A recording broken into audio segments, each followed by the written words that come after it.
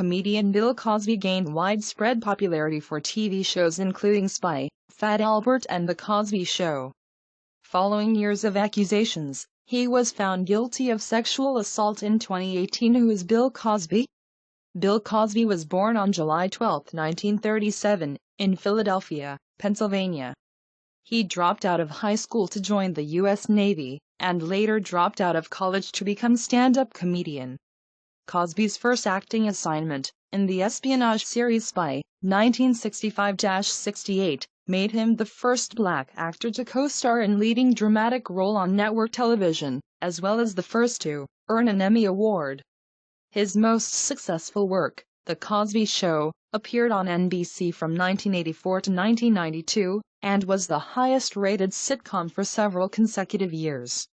Cosby's legendary status was tarnished when numerous accusations of sexual misconduct surfaced in 2014.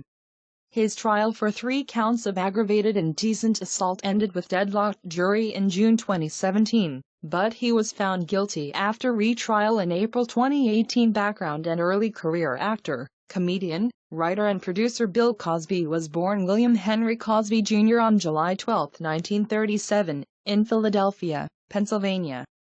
With numerous awards to his credit, Bill Cosby is one of the top names in comedy.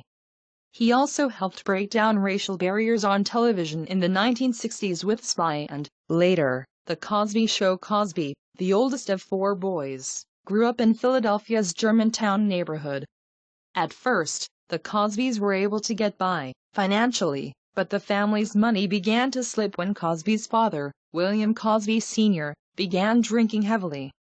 After his father enlisted in the U.S. Navy, Cosby became like parent to his brothers.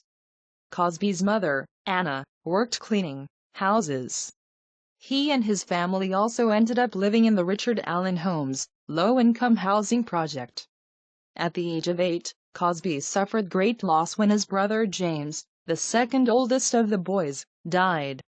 With money very tight for his family, Cosby started shining shoes and worked at supermarket during his middle school years. Despite their hardships, Cosby's mother stressed the value of education and learning. She often read books to Bill and his brothers, including the Bible and works by Mark Twain. Gifted storyteller himself, Cosby learned early on that humor could be a way to make friends and get what he wanted. Cosby excelled at making things up. As one of his teachers once noted, William should become either a lawyer or an actor because he lies so well. In school, Cosby was bright but unmotivated. He liked to tell stories and jokes to his classmates more than he liked to do his schoolwork. One of his teachers encouraged him to put his performing talents to use in school plays, not in her classroom. At home, Cosby listened to a variety of radio programs and started imitating such comedians as Jerry Lewis. He also watched such television performers as Sid Caesar and Jack Benny whenever he could. While he was more interested in sports than academics, he was active on his school's track and football teams. Cosby was placed in high school for gifted students after scoring high on an IQ test. But Cosby failed to apply himself and ended up failing 10th grade twice. He switched to Germantown High School, but the academic issues continued. In frustration, Cosby dropped out of high school. He worked several odd jobs before joining the U.S. Navy in 1956. During his military service, Cosby worked as medical aid on ships, in several hospitals and at other facilities. He also joined the Navy's track team, where he excelled, especially in the high jump event. Regretting his decision to drop out of school, Cosby earned his high school equivalency diploma while in the service. After leaving the Navy, he went to Temple University via scholarship. While at Temple, Cosby landed a job as bartender at Coffee House. He told jokes there, and eventually landed work filling in for the house comedian from time to time at nearby club. Cosby also performed as warm-up act for his cousin's radio show. He found inspiration in the works of such comedians as Dick Gregory, an African-American comic who often talked about racial issues in his routines.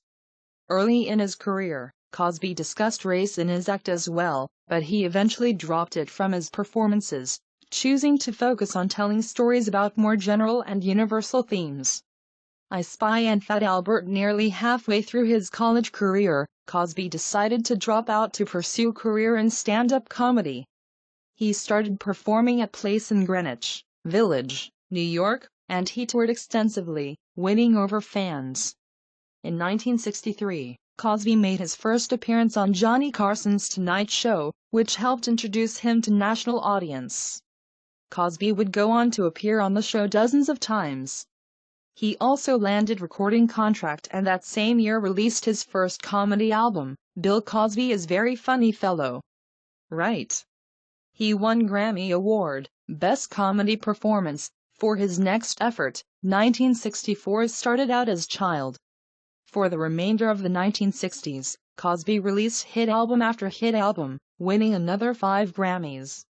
He would later pick up 2 more for his recordings for children as part of the Electric Company TV series. In 1965, Cosby also helped pave the way for African-American TV performers with leading role in TV series. Portraying Alexander Scott, he starred with Robert Culp in the espionage series Spy. The 2 spies pretended to be professional tennis player, Culp, traveling with his coach, Cosby. The show ran for 3 years, and Cosby received 3 consecutive Emmy Awards for his work. Not long after Spy ended, Cosby starred in his own sitcom. The Bill Cosby Show ran for 2 seasons, from 1969 to 1971, and featured the comedian as gym teacher at Los Angeles High School. Former aspiring teacher, Cosby went back to school at the University of Massachusetts at Amherst. Around the same time, he appeared on the educational children's series The Electric Company, and developed the animated series Fat Albert and the Cosby Kids, which he based on many of his childhood experiences. In 1977, Cosby received doctorate in urban education from the university, having written his dissertation on Fat Albert. Cosby had received the degree via non-traditional methods, with his screen work reportedly counting toward course credits. On the big screen, Cosby enjoyed box office success with the 1974 comedy Uptown Saturday Night, co-starring Sidney Poitier and Harry Belafonte, with Poitier directing. Continuing to attract big audiences, he appeared opposite Poitier in 2 more comedy hits, Let's Do It Again and Piece of the Action, in 1975 and 1977, respectively. The Cosby Show once again turning to his life for inspiration, Cosby began working on new television series. The sitcom focused on an upper-middle-class African-American couple with 5 children. Each of the children's characters shared some traits of their real-life counterparts.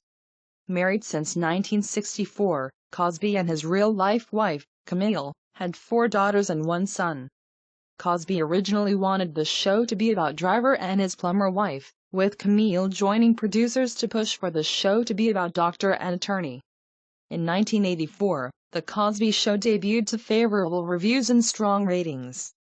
Week after week, The Cosby Show drew audiences with its warm humor and believable situations. Cosby's character, Dr. Heathcliff Huxtable, became one of the most popular dads in television history. He also served as parental figure to his young co-stars, including Sabrina LaBeouf, Lisa Bonet, Malcolm Jamal Warner, Tempest Bledsoe and Keshia Knight Pulliam, as well as Raven Simone and Erica Alexander, on set. Phylicia Rashad co-starred with Cosby as his wife, Claire. After being the highest-rated sitcom on TV for several years, the show finally ended its run in 1992. Over the show's 8-season run, Cosby found time for other projects. He appeared in several films, including Leonard Part, 1987, and Ghost Dad, 1990. In 1986, Cosby achieved another career milestone, becoming best-selling author. His reflections on parenting were included in the book Fatherhood, which sold millions of copies. His opus on aging, Time Flies, 1987, also enjoyed huge sales.